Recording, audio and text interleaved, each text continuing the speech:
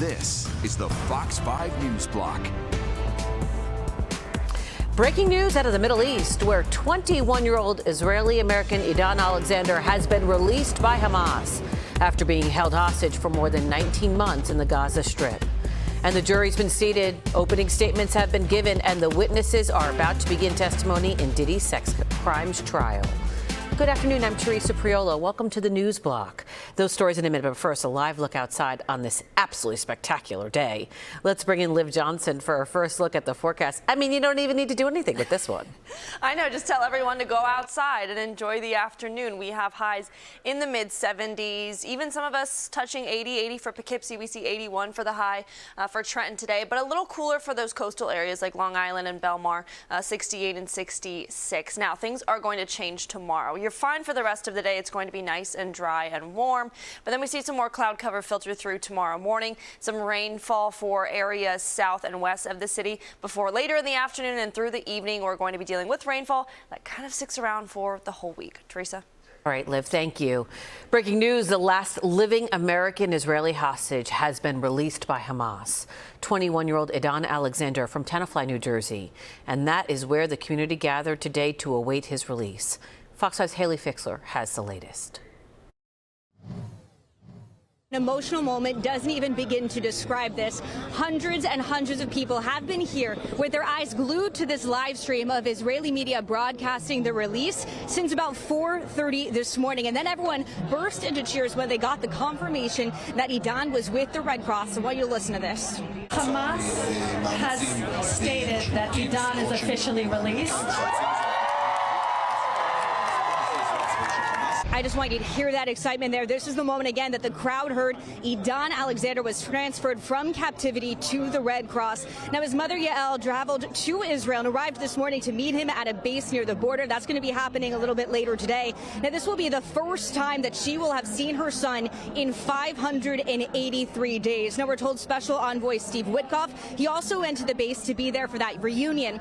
Now officials say Edan was held in Hamas tunnels after he was kidnapped during the terrorist attacks on October 7th, 2023. The last sign of life that anyone was received from him was early last month. A Hamas video captured him screaming and in terrible condition. In anticipation of his freedom, hundreds and hundreds of people, they came here to downtown Tenafly to wait for him to be freed. They sang, they danced, they prayed for his safety. People tell us that they wouldn't have been anywhere else today because it was so important for them to come together during a time like this.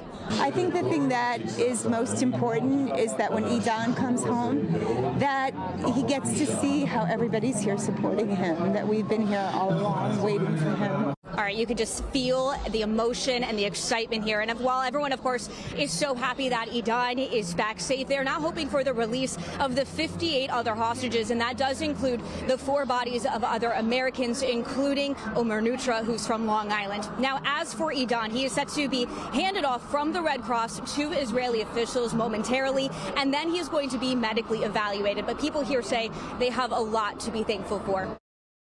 And that was Haley Fixler reporting. All eyes on Lower Manhattan, where a jury is now seated in the Sean Diddy Combs sex trafficking trial. Following opening statements and a lunch break, the first witnesses were seated, and among them a security guard at the L.A. hotel, where Diddy was captured on this surveillance video appearing to assault then-girlfriend Cassie Ventura in a hallway back in 2016.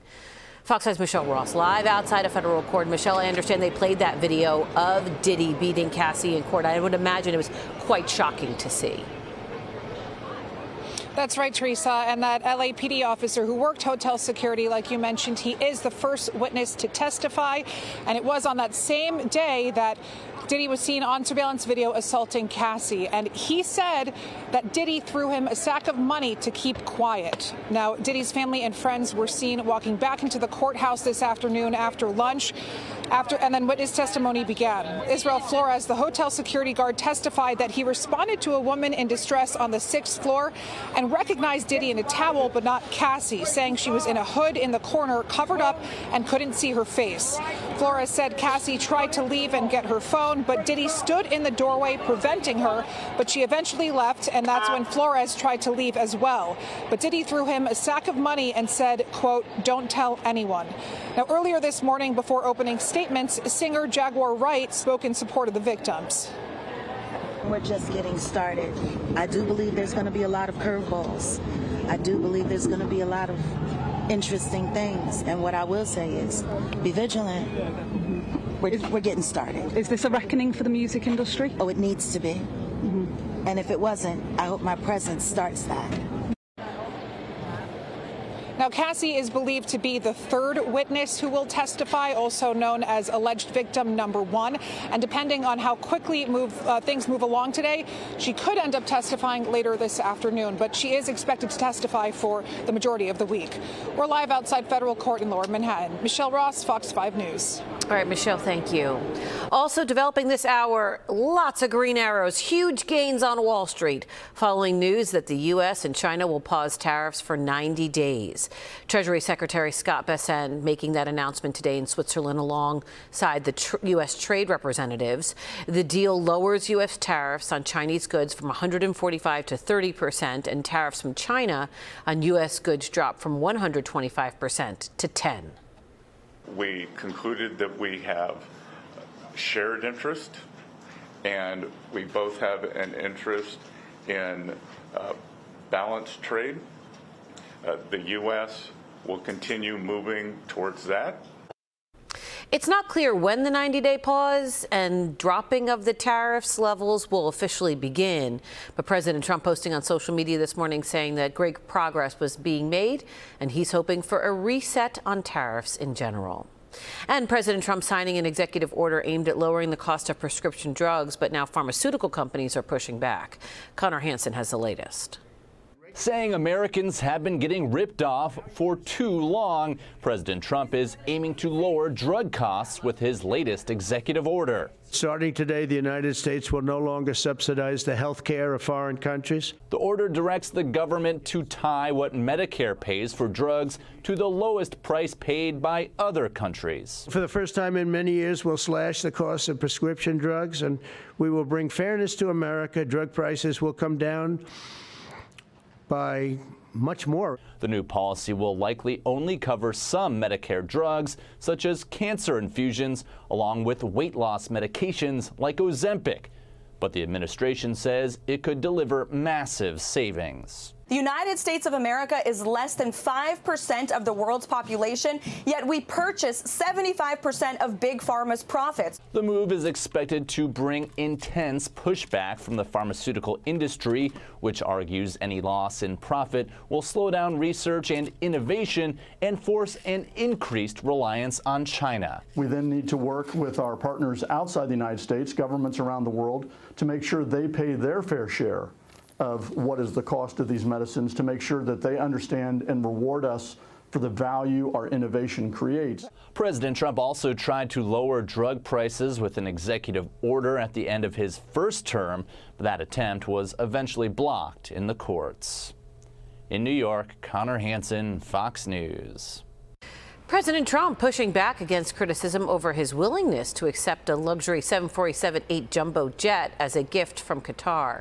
Trump called it a gesture of good faith and said officials in Qatar made the offer because of delays at Boeing in the building of a new generation of Air Force One planes. I have a lot of respect for the leadership and for the leader, Qatar. And I think they knew about it because they buy Boeings. They buy a lot of Boeings. And they knew about it, and they said, we would like to do something. The gifted plane is reportedly worth around $400 million, and critics say it would amount to bribery. President Trump says following his term in office, the plane would be given to his presidential library. Developing news out of California, where the governor is urging the state's local governments to clear homeless encampments. Gavin Newsom's calls are coupled with the release of $3.3 billion in voter-approved funds that the state will make available to expand housing and treatment options for homeless residents. Voters approved a measure in 2024 imposing county spend on housing and drug treatment programs to tackle their homelessness crisis. And we'll be right back. Stay with us. Are you ready for the ultimate entertainment experience? Spectrum is bringing together the streaming apps you love. Plus, live TV for sports, entertainment, and news. All in one place, across your devices. So no matter when or where you are, it's all here. Spectrum. All right, welcome back. Developing right now, we're taking a live look at Newark Airport, which is in its third week of travel disruptions. A ground stop yesterday impacting thousands of passengers and causing multiple delays. That stoppage apparently caused by communication issues again at Philadelphia's Tracon area, which handles air traffic at Newark. Transportation Secretary Sean Duffy held a briefing this afternoon. He says that software updates have been done to reduce the chance of outages, and backup communication lines are now operating, but more upgrades are needed. This system is so old that even if you have high-speed fiber information coming in to a Tracon or a tower, the equipment that we use is so old, the information has to be slowed down. It comes in too fast. So Secretary Duffy says he is planning to meet with airlines that operate at Newark this week to discuss flight restrictions, what they're calling the ground delay program, to ease the strain on the system. All right, another live look outside. You know, we can't blame the weather for the problems at Newark Airport, at least not today, Liv. Really just an incredible day that we've had. Yes, it's really the picture-perfect day. We have temperatures in the 70s, some of us still the upper 60s, low humidity, the dew point temperatures are very low, and it's barely a breeze out there. It's really just the perfect conditions. 69 out on Long Island. We have 70 for Hartford, 76 for Poughkeepsie, 72 for New York, and 71 down the shore in New Jersey. Like I said, just a light breeze. We don't really have any strong wind gusts today, and it's warm air regardless.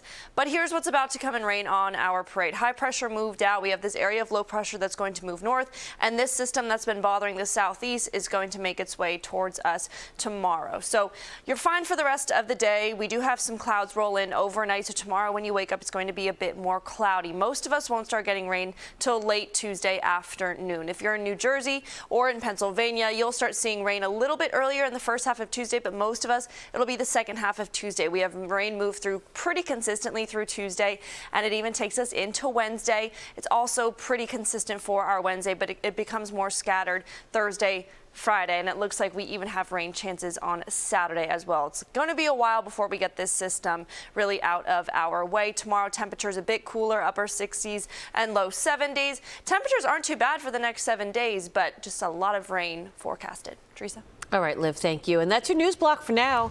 I'm Teresa Priolo. Thanks for joining us. Tune into the 5 o'clock news and stay at Fox 5 right here on the Fox Local app for all the day's news as it develops. We'll see you back here tomorrow.